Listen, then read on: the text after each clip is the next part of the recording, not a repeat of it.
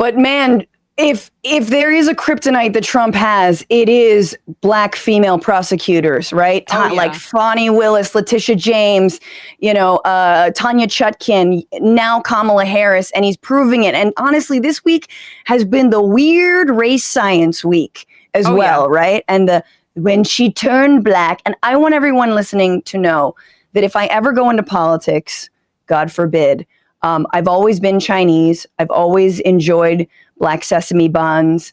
I've suckled on chicken's feet. I have been way too harsh on my own family. I've been Chinese, even though I am also Italian. And I've got a horribly Italian. I know. Every day I wake up and I'm like, maybe today I'll just be Greek. I'm not sure. But race is in the eye of the white supremacists. So whatever Trump says, I am. Right. Okay. That's a good way to relate to your identity, right? I do like the idea of the fact that this person who has a Jamaican father who went to a HBCU, which there are non-white people that go there, non-black people that go there, but still was a part of a historically black sorority, has decided, just for apparently political convenience yesterday, to identify as black. Wasn't it just like last week that they were complaining that Biden had decided to appoint a black woman as his vice president, and that was some sort of DEI hire? But now she's not even black. She's not even black, apparently. She's not black enough. Made it up. I'm very excited for this line because Trump is doubling down on it. I hope they keep going with it because they're going to have to keep proving, and you have to be like, well, what is black enough to you? And they'll be like, sneakers. Like, they'll just have to say, like, right. They not Felonies. Like us. You're felon. Right? So they have to go back to, because look, if she's the nominee, if she does happen to become president, the whole we're going to restrain ourselves on her gender and her race, out the window. They're going real hard on it. Donald Trump led the way. It was seemingly like Mike Johnson and even Kevin McCarthy, who came out, not that he has any power, but he's speaking for the Republican establishment in that way, saying, no, I don't know if these tactics are very effective going after her race and gender. And Trump just triples down. She's actually Indian. On a photo at his latest rally, he showed a photo, or I guess it was a screenshot of a Business Insider article that said she was the first Indian American senator. And it was like, see? No, it's because she was not the first black American senator. Yeah. You moron. This is kind of like how they, the Obama stuff, where it's like, that conspiracy goes pretty deep, and you kind of got to hand it to them if they planted the birth announcement on the same day. It's like, this baby is going to be president, so let's make sure we fake a birth announcement for him in the Honolulu That's how press. Sleeper cells work. I don't know if you get that. Yeah, exactly. But this is from when Harris became Attorney General 20 years ago. From the office of the California official government. Harris is the first woman and the first African American and the first South Asian American to hold the office of the Attorney General in the history of California. Now, for some reason, they don't see the need to dwell on, is that possible? What does that mean? Pick one. Yeah. Because that's not, a real concern. Yes, because it can be all of those things.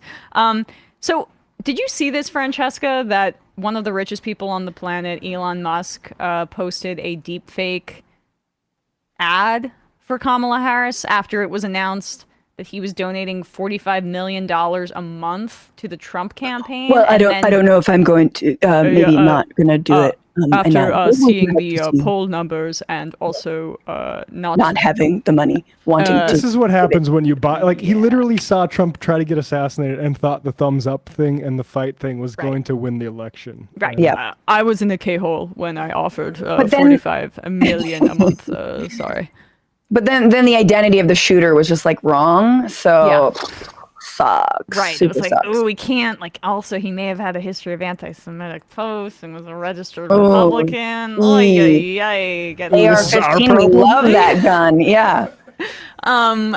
So he's backtracked off that $45 million a month pledge, which even before Biden dropped out, even before the shooting, I was like, there's probably a good chance that he rescinds on this because he's a known liar. If I'm one of his like Saudi or big bank financiers, I'm kind of thinking like, hey, if you got all that money to slosh around, maybe you want to make some repayments. Yeah. Yeah. And then he clearly, after buying like the biggest journalistic media communications platform and making it so that like white supremacists could come back on the platform again, he put out an ad that is just like a deepfake ad about Kamala Harris. He tweeted this out. This should be illegal, by the way. I, Kamala Harris, am your Democrat candidate for president because Joe Biden finally exposed his senility of the debate. Thanks, Joe. I was selected because I am the ultimate diversity hire. I'm both a woman and a person of color. So if you criticize anything I say, you're both sexist and racist. I may not know the first thing about running the country, but remember, that's a good thing if you're a deep state puppet. I had 4 years under the tutelage of the ultimate deep state puppet, a wonderful mentor, Joe Biden. Joe taught me rule number 1, carefully hide your total incompetence. I take insignificant things and I discuss them as if they're significant. And I believe that exploring the significance of the insignificant is in itself significant. Talking about the significance of the passage of time, right? The significance of the passage of time. So when you think about it, there is great significance to the passage of time, and there is such great significance to the passage of time. Another trick is trying to sound black. I pretend to celebrate Kwanzaa, and in my speeches, I always do my best Barack Obama impression. So hear me when I say, I know Donald Trump's type. And okay, look, maybe my work addressing the root causes of the border crisis were catastrophic, but my knowledge of international politics is truly shocking. The United States shares a very important relationship, which is an alliance with the Republic of North Korea. It is an alliance that is strong and enduring. And just remember, when voting this November, it is... We get it. We get this garbage. My favorite part is like, if you criticize me, you're racist and sexist. Okay, so what are the actual criticisms of her? Like, they'll just call you racist and sexist. That's what it says in the ad there. Then actually level a criticism. Because all they've been able to do is she's lying about being black. She's lying about her heritage. She's a DEI candidate. These are all racially connected smears or attacks on her. Then if you're saying, like, we can't say anything at all, we're just going to get criticized for being racist or sexist, then say the thing first and then we can judge from there. But they haven't landed on anything, because even the stuff that we have issues with like the tough on crime prosecutorial stuff, they agree with. Right. Oh, absolutely. I mean, I am waiting for sort of like a Willie Horton moment where we get, I mean, they do a bad faith, we believe in real criminal justice reform angle. Like, they find someone who was locked up for truancy in California. They bring him out. If it had been before the RNC, maybe that could have happened. They could have wheeled that person out of the RNC, but not having that platform, I think, changes it. Still, I'm waiting for like the ad where Trump speaks to someone who, you know, was affected by Kamala Harris's like objectively bad policies and uses it to hit her from almost the left. We'll see. I don't know if we're going to get that, but I think that'd be my strategy. But also they could just keep saying DEI and have everybody turn against her, because ultimately, and I think you guys have been right about this, people don't like racism. They don't like being bigoted and hateful, and it's just gross. Or even if they are secretly, even if they are, they don't want to be like, I'm the person voting for somebody who's clearly racist, right? Or the only reason I'm voting against her is because she's a black woman. That's a tough pill to swallow if you're a Republican. You need something else to go on. Maybe the border thing is good, but like, they don't have much to point to. The quote that we all hate, do not come, right? They would never use that because they love that. The idea that you would go to Central America and tell people not to come across the border. Well, she's also, what is going to happen, and I'm just telling people now, she's already started running to the right/center on immigration, because that's perceived as her biggest polling weakness, as you describe. But I'm telling you now, and if, you know, hopefully she learns this if she gets elected, because she's just seemingly, she kept over the Biden campaign staff. I think a lot of the strategies that Biden was using are being deployed here. But just running to the right on immigration without giving an alternative narrative is not going to go well for Democrats. It's going to hurt them. It actually just reinforces the issue and reinforces the bad framing that Republicans engage in. So, like, Julian Castro for Veep. Anyone? Yeah. No, well, it's not going to happen. It's not going to happen. They have to go with the whitest person on the planet, most likely. But, like, I really do feel like this kind of conventional wisdom on this front is just really bad for the Democrats long term, because the longer that they embrace this false notion. I mean, the arrests at the border were the lowest, I think, in Biden's presidency last month. Yeah, thanks to the terrible app that they rolled out. Totally. But even then, it's just like, okay, she's going to say, Trump and the Republicans killed the bipartisan border bill that was so draconian and right-wing. She can use that on the campaign trail. I don't really have a problem with that, even though she is committing to trying to pass it if she gets elected. I disagree with that entirely, but I understand the practical realities here. You can talk about saying you want to get tough on the border because you want to get elected, fine. But then at the very least, have a yes and where you talk about pathways to citizenship, where you talk about improving processing, where you talk about how, like, there are millions of people who want to come here legally, and that's actually healthy for the country. And here's the way that you can do that. But she didn't do any of that so far. So, I think I'm trying to be patient, because the platform will come out at the DNC, I think, most likely. But I have pessimism about this particular issue, even though I have optimism about others, that she'll update herself from Biden based on the polling. I mean, the two areas we need her to break from Biden on are immigration and foreign policy. And when it comes to immigration, that foreign policy is so interlinked, and you see this week, like, again, the U.S. casting doubt on the Venezuelan elections. And I'm not saying everything was above board, but the main thing is you need to stop sanctioning this country. If you actually want to prevent immigration from Venezuela, which again is one of the biggest countries of migration into the U.S., stop the sanctions. They do not help anyone. And they only give further fodder for a Maduro administration, if you hate them, to just blame you for all their problems. So, I mean, I get worried when I think about, again, this week, potential descent into World War III and handing over an entire, apparatus from Biden to Kamala Harris, should she beat Trump, that entrenches more war and entrenches a terrible immigration policy. So we have to keep pushing. Absolutely. But it is interesting to see the richest man on the planet putting this out there. Like, long wind up. Oh, yeah. We got into our own kind of discussion here, but holy crap, this should not be legal. Like, and this was the reason he purchased this platform, was to spread disinformation and then pretend that it was about free speech. And have a very public midlife crisis. So public. Also his trans daughter. Or trans daughter. Child. Right. Love Vivian. Oh my God. Big fan over here. Like, big fan. We didn't even talk about that. Grimes, there's a whole falling out. There's trouble in paradise. Well, I mean, it hasn't been paradise for a while, but Grimes and Elon don't follow each other because Grimes came out in support of Vivian, Elon's trans child, saying, I love Vivian, after Elon insanely.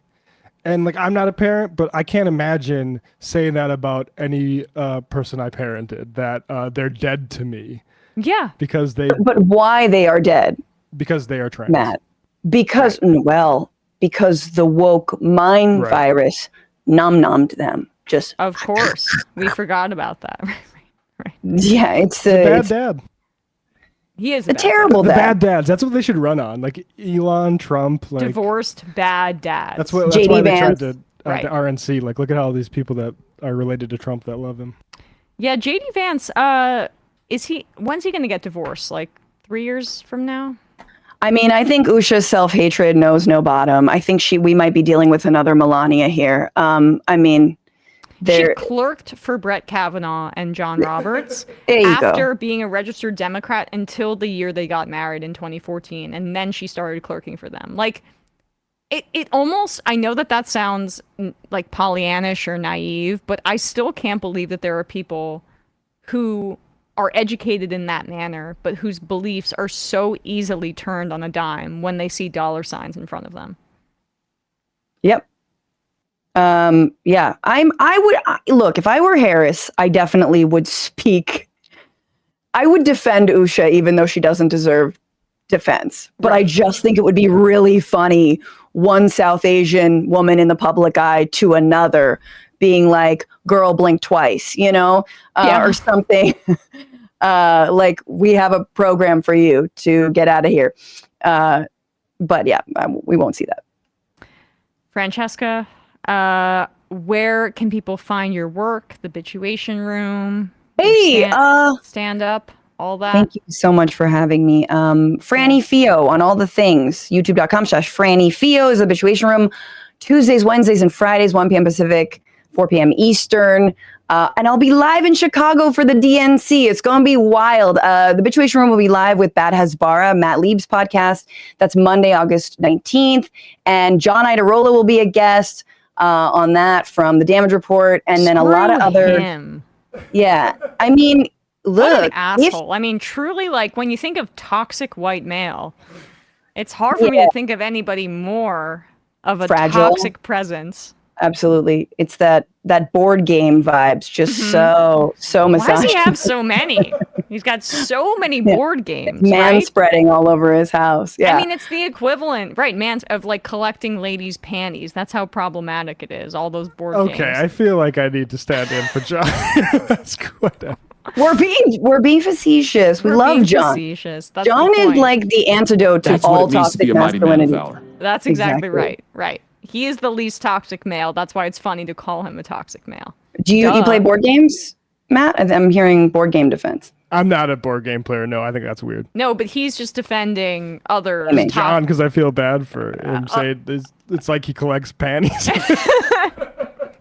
No, he's not the IDF. He doesn't collect women's panties like that. No. But I want, but part of me is I want him to see this, and then I want him to text me so we can catch up. This is. We're all gonna catch up, and you guys are gonna be there, right? No, we're not gonna be in Chicago. No. Who's gonna run the show? We have 4 people that work here.